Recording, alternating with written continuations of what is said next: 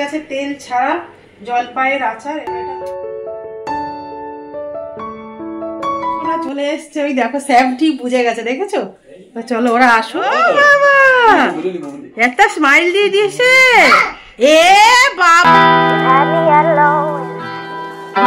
Hello everyone, good morning. তোমরা সবাই কেমন আছো? আশা করি খুব ভালো আছো, সুস্থ আছো। আমরাও ভালো আছি। দেবনাথ ফ্যামিলিতে তোমাদের আরেকবার স্বাগত। আজকে হচ্ছে শুক্রবার, আর ঘড়ি কাটাতে বাজে এখন 12টা। তো এখন থেকেই ব্লগটা শুরু করলাম তোমাদের সাথে নিয়ে, সঙ্গে নিয়ে। আর প্রচুর কাজকর্ম রয়েছে আজকে, জানো তো, সেইগুলোই সারবো। তা স্ক্রিপ্ট না করে পুরো ভিডিওটা দেখতে থাকো, আশা করছি তোমাদের ভালোই লাগবে। যেখান থেকে আজকে ব্লগটা শেষ করলাম সেখান থেকেই আবার শুরু করে দিয়েছি। তো একটু আগে 11:30টার দিকে বাজারটা পাঠালো, সেইগুলো ধুতে এতটা সময় লেগে গেল। আর জানো তো ট্যাংরা মাছটা ধুতে কতটা সময় লাগে। এখনও খুব একটা ভালো করে ধোয়া হয়নি। কালকেরে আবার গরম জল একটু লবণ দিয়ে আমার মাছগুলোকে ধুতে হবে।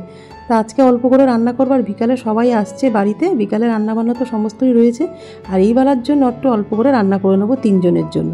তা আজকে দেখো সব মাছগুলোকে স্টোর করে রাখলাম। পাঠিয়েছে হচ্ছে ট্যাংরা মাছ, আর বোয়াল মাছ, আর হচ্ছে আড় মাছ। কাজকর্ম রয়েছে, তোমাদের সাথে সবটাই শেয়ার করব। তার আগে দেখতে পেলে প্রচুর বাজার পাঠিয়ে দিয়েছে। আজকে বাড়িতে লোকজন আসবে বিকালবেলা। কে আসবে বুঝতেই তো পারছো। মেয়ে আসবে, পুচু সোনা আসবে, চলো ও আসবে। তার জন্য তো এখন কি করব বুঝে পাচ্ছি না। ও তো সেরকম কিছু খাওয়া দাওয়া করেও না। তো এই বেলা সেরকম রান্না করব না, শুধু মাছের ঝোল ভাত করবো, আর একটা আচার রেসিপি তোমাদের সাথে শেয়ার করবো। এর আগেও করেছিলাম জলপাইয়ের আচার, আজকে একটু অন্যরকম বানাবো। তো চলো ব্লগটা দেখতে থাকো, স্ক্রিপ্ট না করে। আশা করছি তোমাদের ভালোই লাগবে। কি কি রান্না করবো, আর সব বাজার দেখলে তো প্রচুর মাছ টাছ পাঠিয়ে দিয়েছে দেবনাথবাবু। চিকেন তো কালকে নিয়ে এসছে, সেগুলো ধুয়ে রেখে দিয়েছে।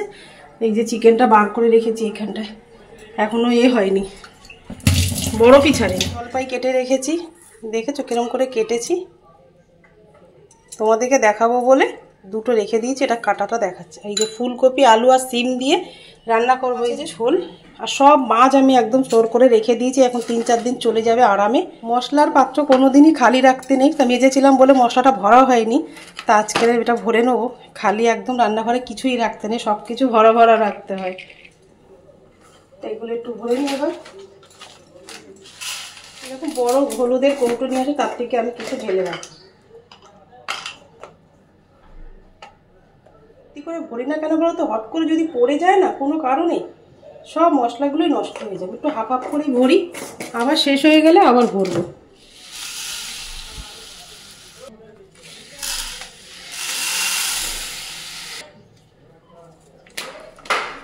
দেখো সবই ভরে রেখেছি।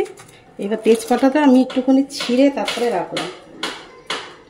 একটু শুকনো লঙ্কাও রেখে দেবো। আমার হাতের কাছে সব কিছু একটার মধ্যেই পাওয়া যায়। ব্যাস, আমার মশলার ডিব্বে একদম ভরে গেছে। ব্যাস, এই যে মশলা অল্প রয়েছে বলে এগুলো অল্পই 4 ভাগে ভাগ করে রাখলাম। তো দেখো এই যে জলপাইয়ের যে আচারটা বানাবো, তার জন্য দেখো ঠাকুরের প্রত্যেক দিন দিতে দিতে মিষ্টি 1 কৌটো আমার জমে গেছে। তো এইগুলো তো আমাদের সবসময় খাওয়া হয় না, এগুলো তো এইভাবেই মানে বেশি দিন থাকতে থাকতে এটা নষ্ট হয়ে যায় দেখবে। তাই জন্য আমি একদম নিরামিষ মতন এটা ঠাকুরেরটা বানিয়ে রাখবো। এটা মানে রান্না করার আগে এটা বানিয়ে নেবো, আর সবার খাওয়ার পরে তারপর এটা ঢেলে খাবো। মানে এঁঠো পাতে এঁঠো কোনো কিছুতে এটা খাওয়া যাবে না। এঁঠো করে নষ্ট করার থেকে আমার মনে হয় খেয়ে নেওয়া ভালো। তোমরা কি করো এই জিনিসটা নিয়ে বা ঠাকুরের প্রসাদটা নিয়ে? আমাদের ওই বাড়িতে থাকলে না বাচ্চারা সবাই খেয়ে নিত, জানো তো, মুড়ি ভিজিয়ে টিজিয়ে। কিন্তু এখানে তো অত খাওয়ার কেউ নেই, আমি একা থাকি, বুঝতেই পারছো, এত মিষ্টি খাওয়া সম্ভব হয় না। ওই জন্য ভাবছি চাটনি আমি এরকম নিরামিষ দিনে বানিয়ে নিই, জানো তো। চিনিও বানাতে পারো, কিন্তু এত মিষ্টি নষ্ট করার থেকে মনে করে নিলে জিনিসটা খাওয়া হয়ে যাবে, তাই না? পাতে খাবে না, মানে যেখানে ভাত ভাত খাও সেই থালায় নেবে না, বাটি করে নিয়ে পরে উঠে একটু সাবধানে খেতে হবে, তাহলে এই জিনিসগুলো নষ্ট হওয়ার থেকে বেঁচে যাবে। এই দেখো আমি পরিমাণ মতো নিয়ে নিলাম, লাগলে আমি পরে আবার নেব। পরিমাণ মতন আমি একটু জল দিয়ে এটা ভিজিয়ে রাখবো। জলপাই আমি তোমাদেরকে কেটে দেখাবো। এই দেখো এই সাইডে এই দিকে একটু কেটে নেবে, নিয়ে এটা ছুরি দিয়ে হালকা করে একটু চিড়ে দেবে। একটা বাটি নিয়ে নিয়েছি, বাটির মধ্যে জলপাইগুলো সব ধোয়া আছে, এগুলো নিয়ে নেবো। এই একটা কাটা হয়নি, দেখেছো? এগুলো কিন্তু খোসা ছাড়াবে না একদম। দেখো জলপাইটা নিয়ে নিলাম আমি, একদম যেটা নিরামিষ লবণ থাকে আমাদের, নিরামিষ লবণ এটা নিয়ে নিলাম। এত আওয়াজ নয়, যাবো লবণ দিয়ে দিলাম। আর এখানে তো সব একদম নতুন মশলা ঢাললাম। দিয়ে দেবো হলুদ, লঙ্কার গুঁড়ো, আর দিয়ে দেবো একটু কালার লঙ্কার গুঁড়ো। এই 3টে দিয়ে এবার ভালো করে এটা মেখে রাখবো। একটু মাখা থাক, ততক্ষণ আমি একটা মশলা রেডি। কড়াই বসিয়ে দিয়েছি, এর মধ্যে আমি কিছু মশলা ভেজে নেব। 1 চামচ পাঁচফোড়ন, 1/2 চামচ মতন জিরে, 2টো শুকনো লঙ্কা। মশলাটা আমার ভাজা হয়ে গেছে, এটা এবার মিক্সার জারে ঘুরে নিয়ে ভিজিয়ে রেখেছি, এটা এবার দিয়ে দেবো। এটা যতক্ষণ একটু আঠা আঠা না হচ্ছে ততক্ষণ আমি ওগুলো দেবো না। তো চলো এটা একটু ফুটে যাক ভালো মতন। জলের সাথে বাতাসাগুলো দেখো একদম মিশে গেছে। এই সময় আমি যে মেখে রেখেছিলাম জলপাইটা, হলুদ, নুন, লঙ্কার গুঁড়ো, কালার লঙ্কা দিয়ে সেটা দিয়ে দেবো এর সাথে। এটা এবার একটা ভালো করে সেদ্ধ হতে দেবো। তেল ছাড়া জলপাইয়ের আচার, এই আচারটা বানাতে গেলে একদমই তোমাদের কোনো রকম তেল লাগবে না। এই সময় আমি 2খানা মতন এলাচ দিয়ে দেবো, তাহলে গন্ধটা খুব ভালো আসবে। একটুখানি এলাচটা হাত দিয়ে ফাটিয়ে দেবো। মানে এই দেখো যতটা জল দিয়েছিলাম অনেকটাই শুকিয়ে গেছে, একদম আঠা আঠা হয়ে গেছে, আরও শুকাবো। এর মধ্যে আমি যে মশলাটাকে ভেজে রেখেছিলাম, পাঁচফোড়ন, শুকনো লঙ্কা, জিরে, সেটা দিয়ে দেবো। তাহলে না মশলার যে গন্ধটা না পুরো মানে জলপাইয়ের মধ্যে ভালো মতন ছড়িয়ে যাবে। এরকম বেশ খানিকটা মশলা আমি দিয়ে দেবো। আর এদিকে দেখো সবজি আমি কিছু ভাজা করে নিয়েছি মাছ রান্না করার জন্য। মশলাটা দিয়ে এটা ভালো করে আর একটু ফুটতে দেবো আর কি। হয়ে গেছে তেল ছাড়া জলপাইয়ের আচার, এবার এটা নামিয়ে নেবো।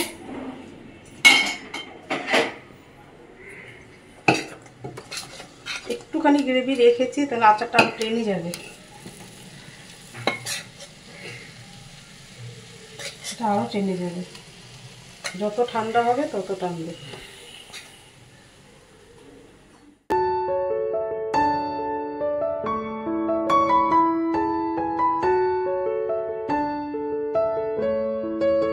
আচার করতে দেরি, ঠান্ডা হলো না, আমার ছেলের খাওয়া শুরু হয়ে গেল।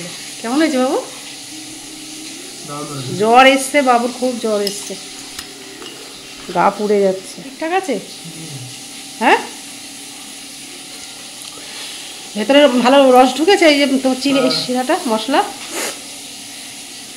জলপাইটা কম হয়ে গেছে। বাবা আমি বলেছিলাম যে অল্প এনে দেখি আগে কে কিরম খায় না। ভালো খায় আর মেয়ে ভালো খায়। মেয়ে তো আজকে আসছে, নাতি তো খেতে পারে না। এটা ঢাকা একটু ঠান্ডা হোক। রান্নাবান্না কিছুই শেয়ার করতে পারলাম না, এতটাই বেলা হয়ে গেছে, 2টো বাজে। আচারটা বানাতে গিয়ে এতটা সময় লেগে গেল জানো তো।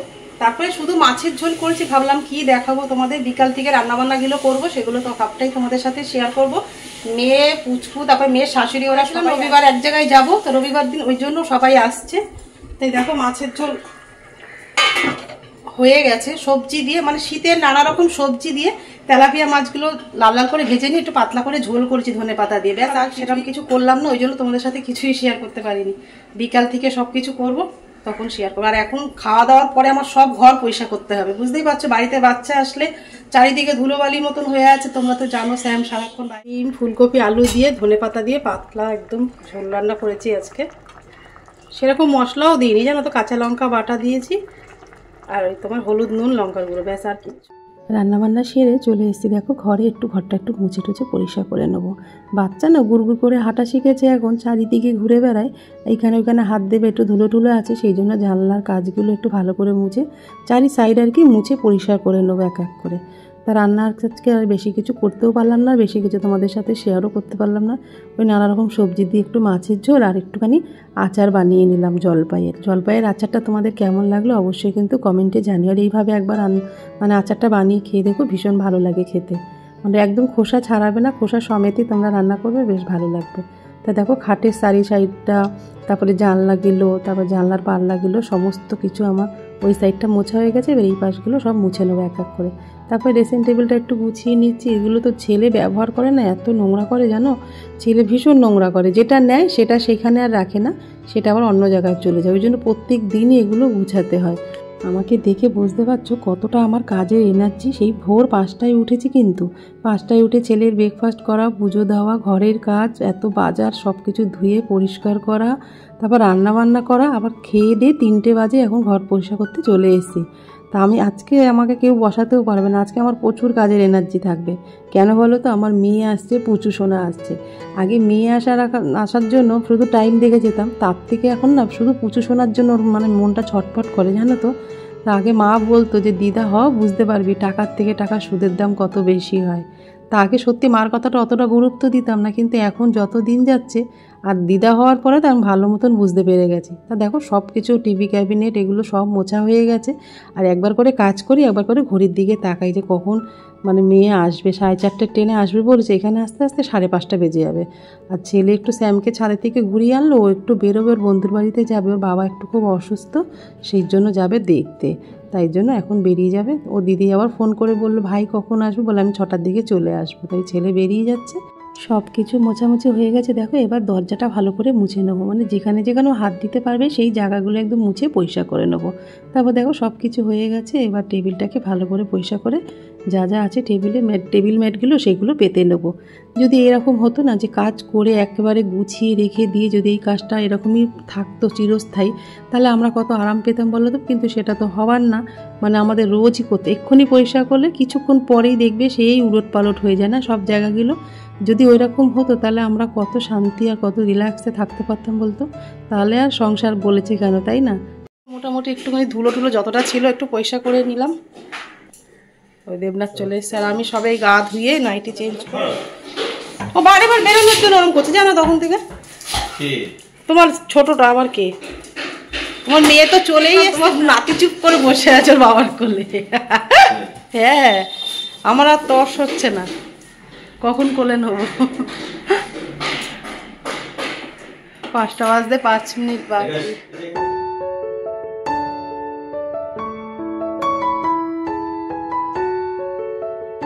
শোনা চলে এসছে, ওই দেখো স্যাম ঠিক বুঝে গেছে, দেখেছো। তো চলো ওরা আসুক।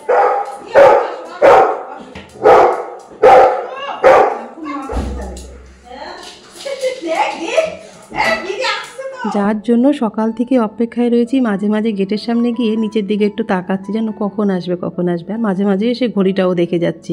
তালদি থেকে আমাদের বাঘাযতীন আসতে 1 ঘন্টা সময় লাগে, সেই জন্য বারে বারে এসে ঘড়ি দেখা। তা দেখো মেয়ে একদম ব্যাগপত্র নিয়ে নাতিকে নিয়ে চলে এসছে কদিনের জন্য। আমার পুচু সোনা এখন তো থাকবেই 15-20 দিন মতন, না থাকলে হয় বলো তো। অতদিন পরে মামা বাড়ি এসছে। আর যে মেয়ে আর নাতি আসলে আমার ঘরটা একদম ভরে উঠেছে। দেখো চারিদিকে আমাদের স্যাম কত আনন্দ পাচ্ছে, আর দেবনাথ বাবু তো স্নান করতে করতেই দৌড়ে চলে এসেছে। ও বাবা, একটা স্মাইল দিয়ে দিয়েছে।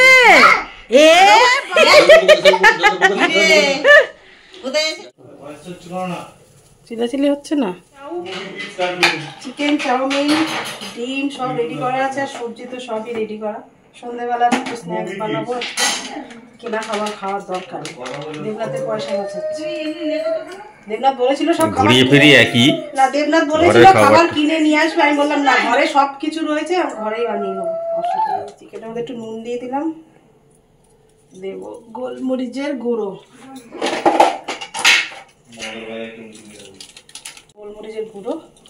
সন্ধ্যেবেলা দেবনাথবাবু বলেছিল যে সন্ধ্যের টিফিনটা বাইরে থেকেই নিয়ে আসি, তোমার আর করতে হবে না, সারাদিন খাটাখাটনি করেছো। আমি বললাম না, আজকে একটু বাড়িতেই বানাই, ভালো লাগছে না আজকে বাইরে থেকে কিছু খেতে। তা ঘরে সমস্ত কিছু তো রেডি করা রয়েছে, শুধু চিকেনটা কেটে নিলেই হবে। সবসময় বাইরের খাবার খাওয়া ভালো বলো তো। তা আজকে আমার কষ্ট হবে বলেই দেবনাথবাবু বলেছে, জানে সকাল থেকে অনেকটা পরিশ্রম করছি, কিন্তু জানি না আজকে আমার প্রচুর এনার্জি আছে, যে যা বলবে সেটাই করতে পারবো। কেন আমার পুচু সোনা বাড়িতে এসছে, বুঝতেই পারছো দিদুনের এনার্জিটা একটু বেড়েই গেছে। তা সোমেন চলে যাবে জানো তো 7:30 ট্রেনে, তাই জন্য ভাবলাম তাড়াতাড়ি করে একটুখানি ওকে একটু বানিয়ে দিই। তাহলে দেখো সব কিছু রেডি করে দিয়েছি। চিকেন চাও করতে কতটা সময় লাগে, চাউমিনটা সেদ্ধ করা, একটু ভাজাভুজি গেলো, তাই না।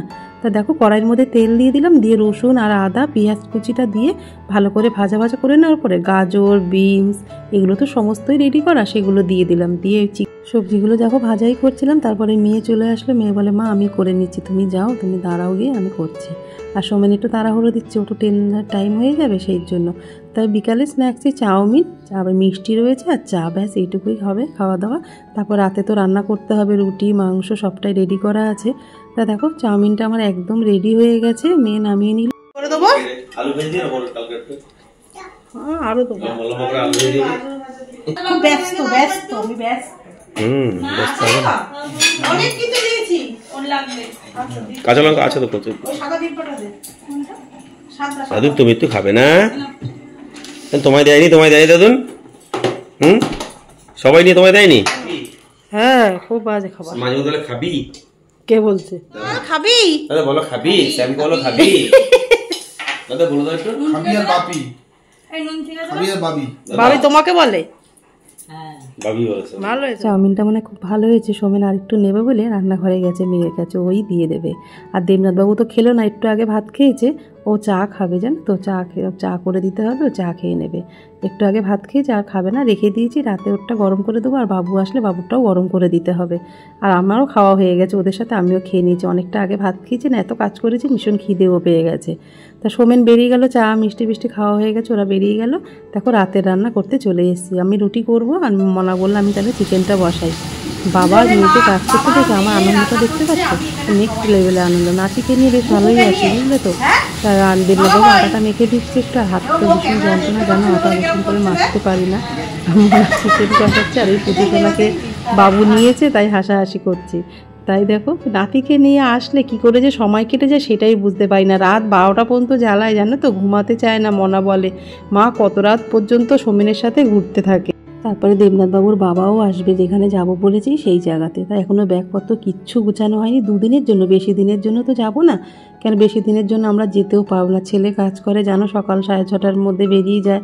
তারপর ব্রেকফাস্ট বানানো, রান্না বান্না, তারপর স্যাম রয়েছে। ওই জন্য বেশি দিনের জন্য আমরা কোথাও যেতে পারবো না, কাছে পিঠের মধ্যেই যাব। তা দেখো আটাটা মাখা হয়ে গেলে এবার চিকেন কষাটা করে নিলেই ব্যাস হয়ে যাবে, রাতে রান্নাবান্না রেডি।